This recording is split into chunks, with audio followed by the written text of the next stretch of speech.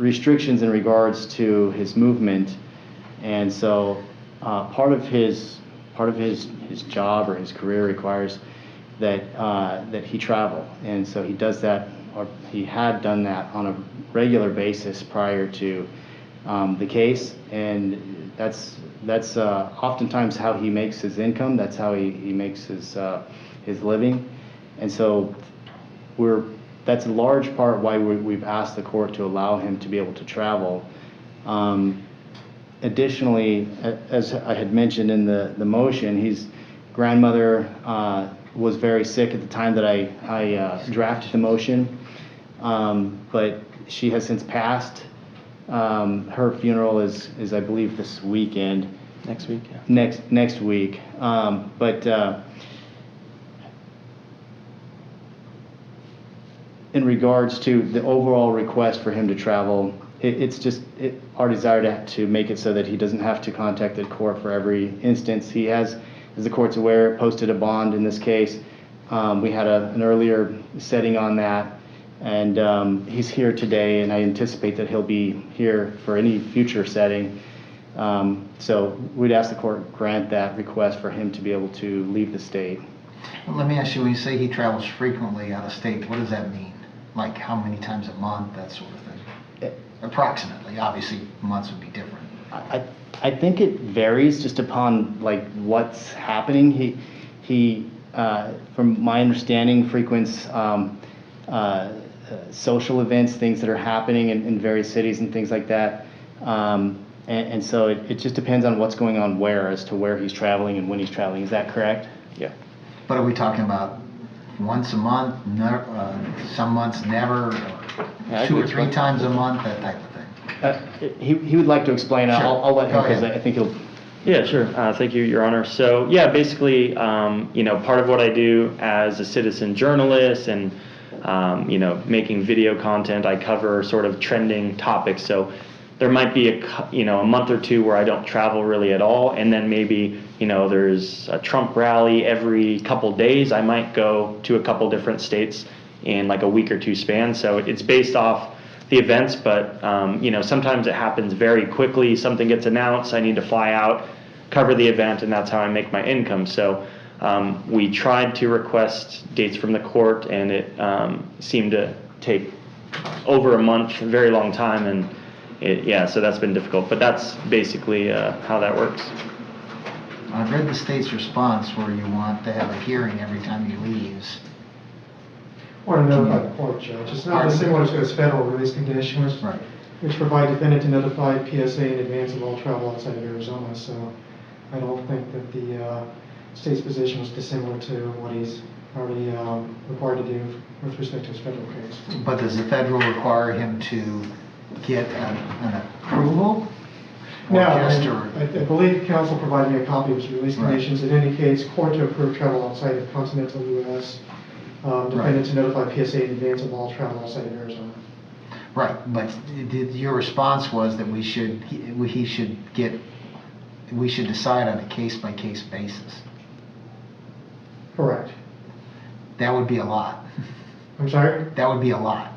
Well, depending on how often you plan to travel. Part of the state's concern is, and I guess, and perhaps Mr. Genek can fill me in terms of what exactly his job entails as a citizen journalist. Part of the allegations in this case is that the defendant uses recorded confrontations to fill his social media content, and that's part of the allegation in this case. And so if that's part of what he describes as his job, then certainly that might be of concern or of interest to the state in terms of his obeying all laws as ordered by the court. Right, It goes he'd back have to to initially obey all was- laws no matter what. Right. So beyond that, Judge, I'll go and submit it. Sure, okay. I assume then nothing else from the state? No, sir. Defense. And Your Honor, I just wanted to address what you had asked the state, which was whether or not the federal case requires notice every time. It does not. In addition to that, I did want to also mention that he does have a federal probation officer that he has to report to on a regular basis. In fact, he's got to report to her as soon as this hearing is over, and he's got to report to her whenever she asks him to report to her. So he is not free to just disappear or, go freely about his day as if there's nothing happening. So, and I guess my point with that is that there is oversight, and so we feel that it's not necessary for this restriction to be placed on him. Do you have, by any chance, a copy of his release conditions? The federal release conditions? No, state. Oh, the state. Ours, I mean, the cities. I may. So I'm trying to find it here in the court file, but the court file is extremely voluminous, so it's hard to find. Yeah, and I know that, well, I believe that the conditions were generated basically from that last hearing that we had, Right. that contested hearing. So I think that. Can you see where they have the release conditions? I'm printing one out right now. Sure, the previous ones.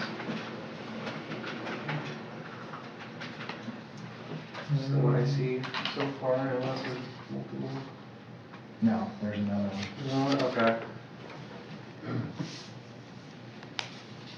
Although, okay. Bear with me. Yeah, I think all we do is put the bond on there. Okay. I don't have anything that's Your updated. Honor, that is the only one we have. Okay, so they didn't have oh yeah, because someone else posted the bond. Mhm. Okay. Okay, anything else from the parties? No, Judge, nothing. Nothing further, Your Honor. Then we'll allow the defendant to leave the state for work, and of course his grandmother's funeral. Bond will remain the same. Was it $3,000? I believe so. I believe that's correct, Your Honor. $3,000.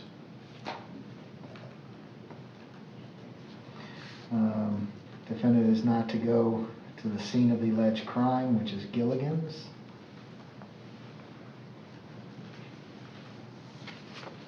At 4251 North Winfield, Scott.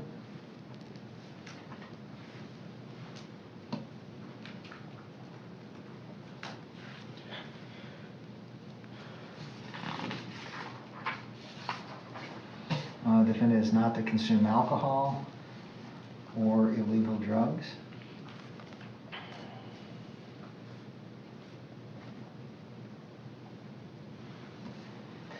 And of course, the standard conditions apply, that he show up in court when summoned, that he not violate any laws. And since he now has a lawyer, maintain contact with the lawyer. Provide current address and phone number to the court and to your attorney, and immediately notify both of any changes. Sir, do you have any questions as to your release conditions? No, Your Honor. Okay, that takes care of that.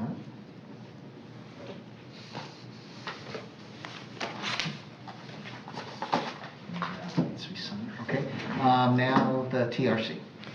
Your Honor, all officers, with the exception of one, have been interviewed. The one that remaining had replied to me that she would be available on June 16th.